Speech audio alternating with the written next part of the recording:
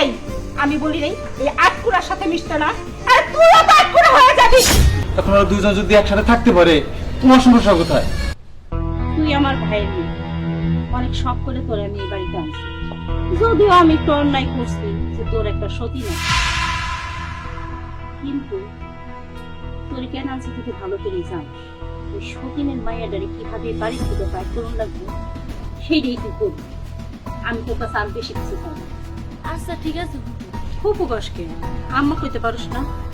আসো তুই যেমনি হোক এই সতীনের মায়ের এই বাড়ি থেকে বাইর করে নিলাম, তুই সারাক্ষণ ওরে দূরের পর রাখবি, কাজ কাম দিয়ে এমন ভাবে রাখবি যাতে অতিরিক্ততা হয়ে এই বাড়ি থেকে বাইরে যায়, তাইলে তো তুই এই বাড়ির রাজরানী হবি।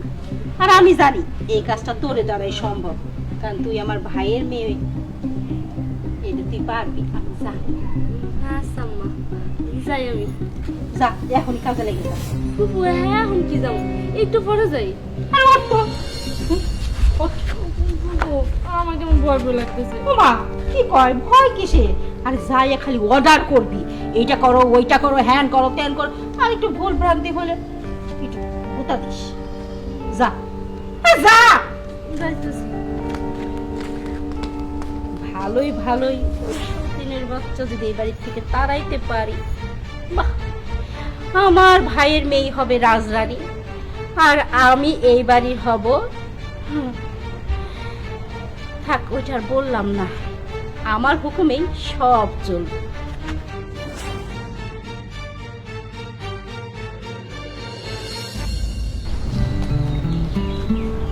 আপা আপা, আরে তুই আপা আসো, নিচে আসো, এই জায়গায় বসো।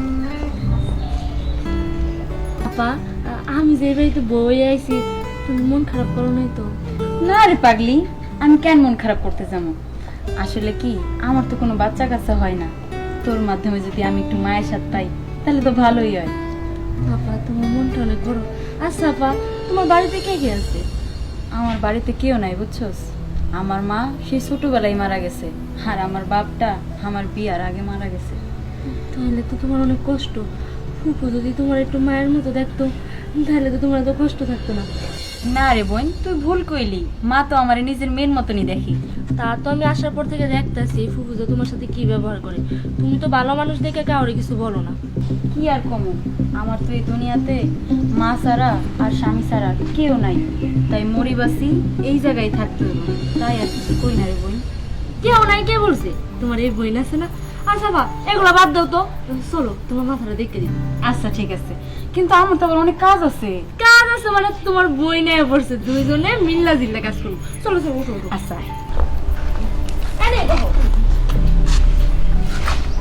নিজের তো মনে হয় একটু যত্ন নাও না, দেখো তো মাথার ভিতরে কি কোন হয়ে গেছে।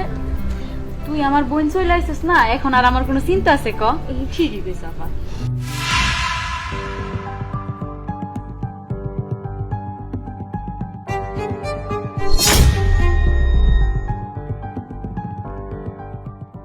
আফা হ্যাঁ তুমি তো সারাদিন বাড়িতে একা একাই থাও, চলো আমরা একদিন ঘুরতে যাবো না? মা যদি কিছু কয়? মা কি করি। এই ওঠ ওঠ বলতেছি। কি আছে ফুফু?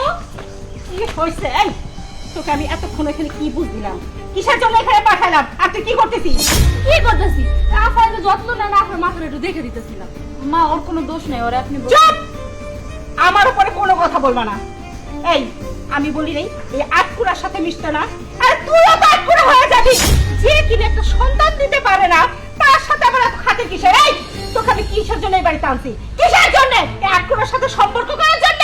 হ্যাঁ, তার সাথে রংঢং করার জন্য? না, সেই জন্য না। আমি তোকে এনেছি এই বাড়ির বংশ রক্ষার জন্য। আর আটকুড়ার সাথে যদি আর একদিন তোকে আমি দেখছি না, তাহলে তোর খবর আছে।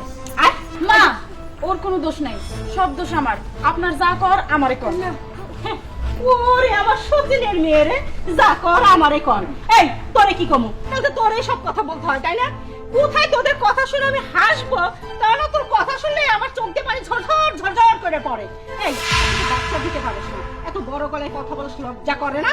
হ্যাঁ মা এটা কি আমার দোষ? তা কার দোষ? আমার কপালের দোষ তাই না? কি ব্যাপার মা, কি হয়েছে? এত চিল্লাচিল্লি করতেছো কেন? কি হয়েছে আমি কইতাছি ফুপি আমার শিখাই দিছে আমি যাতে আপার সাথে সবসময় খারাপ ব্যবহার করি, আপারে যেন অত্যাচার করি, তারপর যেন আপাই বাড়ি থেকে চলে গেলে এই সব সম্পত্তি সব আমার নামে লিখে দিবে। দেখো ও চুপ করবো কেন মা? আচ্ছা তোমার সমস্যা কি মা কত? তো বাচ্চা দিতে পারে না, এটা তো তোমার সমস্যা। এখানে তো আমারও সমস্যা থাকতে পারে, সেটা না বিচার করে তুমি ওর উপর অত্যাচার করতেছো।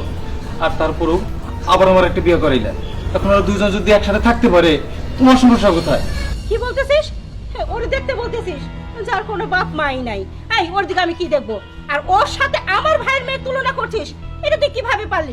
আমার ভাইয়ের মেয়ে তো ভাইয়ের মেয়ে, আর ও কি কোথা থেকে ফকির নিয়ে একটা নিয়ে আসছিস, তা আবার বাচ্চা কাচ্চা দিতে পারে না। হ্যাঁ চুপ করো মা।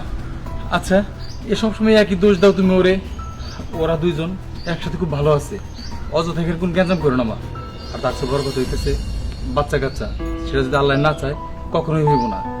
তোমার বাইরের মেয়ে বলে দেখ কি হয়েছে, আল্লাহ যদি ওর করে বাচ্চা কাচ্চা না দেয় তখন কি করবা? একটা বার চিন্তা করছো?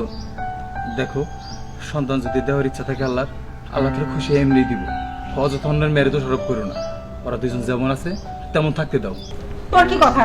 তোর কি একই কথাই? হ ফুফু, আমি আপার বই নিয়ে থাকতে চাই, আমি আপার লোকে সতীনের মতো ব্যবহার করতে চাই না। ঠিক আছে, তোদের যেটা ভালো মনে হয় তোরা সেটাই করিস। শোন, দুদিন পরে যদি ঠুকটা ঠুকনি লাগে না, তখন যে যাই বলবি ফুপু এইটা হয়েছে ওইটা হয়েছে, তখন কিন্তু তোরা আমি দেখে চাই, তখন যদি ভাসতে পারে তোর ক্ষমা করুন না। সবসময় এক চিন্তা। যাক, তোমার কথা শুনে আমার খুব ভালো লাগছে। তোমরা দুইজন যে মিলেমিশে থাকতে পারবা আমি কখনো ভাবিনি। আশা করবো তোমরা ভবিষ্যতেও এরকম মিলেমিশেই থাকবা। হ, আমি তো আবার বই নিয়েই থাকবো।